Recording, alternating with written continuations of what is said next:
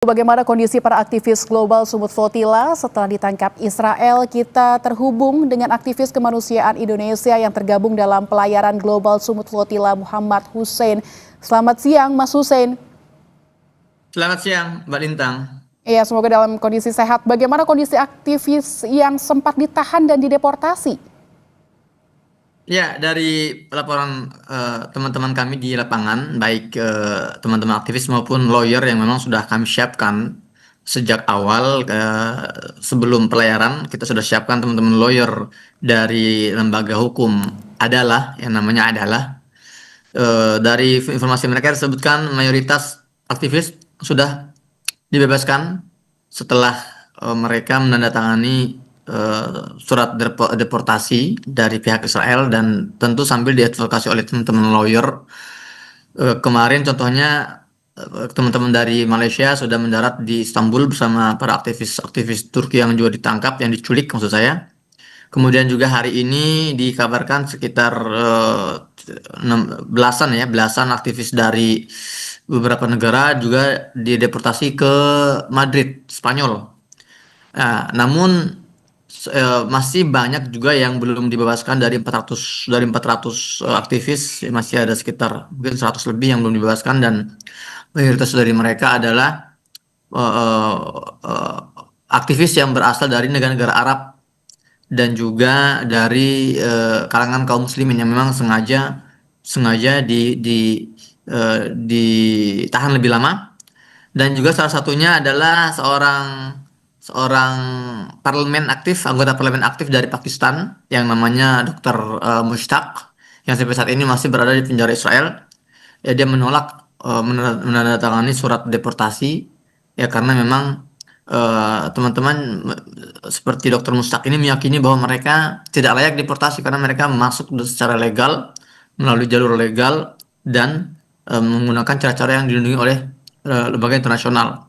Dan juga laporan lainnya adalah teman-teman yang sudah dibebaskan itu menyampaikan berbagai testimoni betapa mereka diperlakukan tidak manusiawi oleh Israel. Sebagian muslimah ya, kaum muslimin muslimat yang dipenjara itu dipaksa untuk melepas hijabnya, melepas kerudungnya, dipaksa untuk menggunakan baju kaos saja tanpa kerudung, dan juga ada yang dirobek bahkan kerudungnya.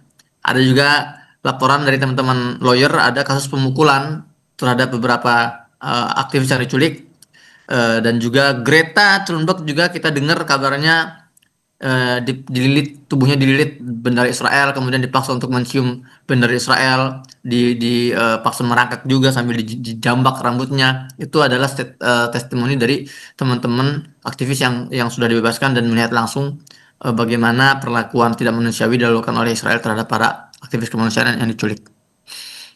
Ya, Mas Hussein, kami tahu itu pasti sangat sulit untuk menghadapi posisi itu, untuk mendapatkan kekerasan-kekerasan seperti itu dan perbuatan yang tidak menyenangkan. Tapi bagaimana dampak psikologisnya sejauh ini, pantauan Anda dari penangkapan ini terhadap para aktivis, terutama mengingat ancaman sebelumnya dari pejabat Israel yang menyebut mereka sebagai pendukung terorisme?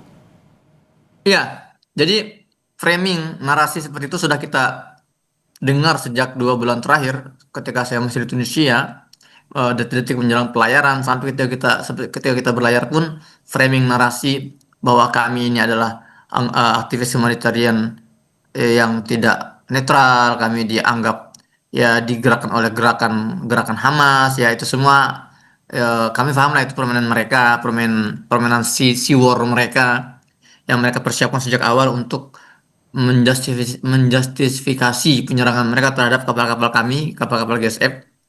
Namun dalam sesi pelatihan yang intens yang diambil oleh teman-teman yang hadir saat itu, kami pun hadir di Tunisia selama 2 pekan untuk sesi training itu, kami sudah diberikan gambaran bahwa ini salah satu risiko yang akan kami dapatkan, yaitu tuduhan-tuduhan tak berdasar seperti itu, ya, untuk menggiring opini masyarakat dunia bahwa kami ini dianggap pendukung teroris. Namun eh, para aktivis dari 47 negara tersebut tetap bulat tekadnya menjalankan aksinya, dan eh, dampak psikologi dari mereka teman-teman ya itu sudah tidak terlalu dampak karena persiapan mental sudah kami lakukan sejak awal ya, dan kami juga paham risikonya ikut dalam global sumber flotilla ini seperti apa, dan kami sudah sepakat ketika kami masih di daratan bahwa hal terburuk apapun yang akan terjadi kepada kami nanti di lapangan atau di penjara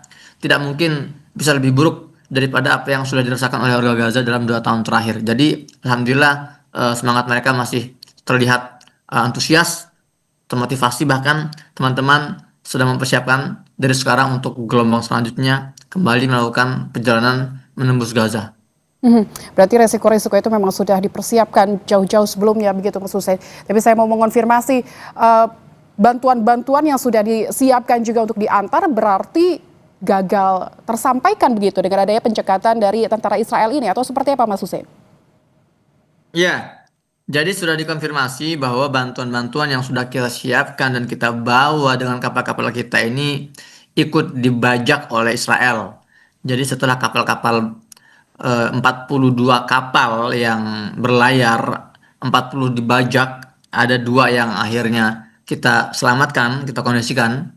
40 kapal ini isinya tidak hanya para aktivis tapi juga bantuan-bantuan kemanusiaan yang sudah kita persiapkan. Semua saat ini kondisinya sedang dalam bajakan Israel, sedang dalam pengawasan Israel, dan kita tidak tahu. Dan biasanya tradisinya Israel itu kalau sudah membajak kapal dan isinya, biasanya mereka tidak akan kembalikan dan mereka akan biarkan bantuan-bantuan tersebut rusak atau expire. Ya, yang penting bagaimana misi mereka dari awal adalah jangan sampai bantuan-bantuan ini sampai ke tangan warga Gaza yang sedang membutuhkan, dan itu bukan hal baru. Mengingat kita juga tahu ada belasan ribu kontainer logistik kemanusiaan yang sudah berbulan-bulan ini terbengkalai di perbatasan Mesir karena Israel melarang otoritas Mesir untuk membuka perbatasan Rafah dan melarang bantuan-bantuan tersebut sampai ke Gaza. Jadi kalau kita melihat track recordnya, historinya, ini hal biasa yang dilakukan oleh Zionis, yaitu menjaga agar bantuan-bantuan kemanusiaan tidak bisa masuk ke dalam wilayah Gaza. Baik Mas Hussein, kita harapkan para aktivis di seluruh dunia yang sedang ditangkap begitu oleh Israel yang mendapatkan perbuatan tidak menyenangkan dikuatkan fisik dan mentalnya sehingga bisa segera dilepaskan, dan aksi-aksi kemanusiaan lainnya bisa kita lanjutkan kembali untuk segera mengirimkan bantuan seutuhnya ke Palestina sehingga bisa dimanfaatkan dengan baik. Terima kasih Muhammad Lutfi Hussein, aktivis kemanusiaan Indonesia telah berbincang dengan kami.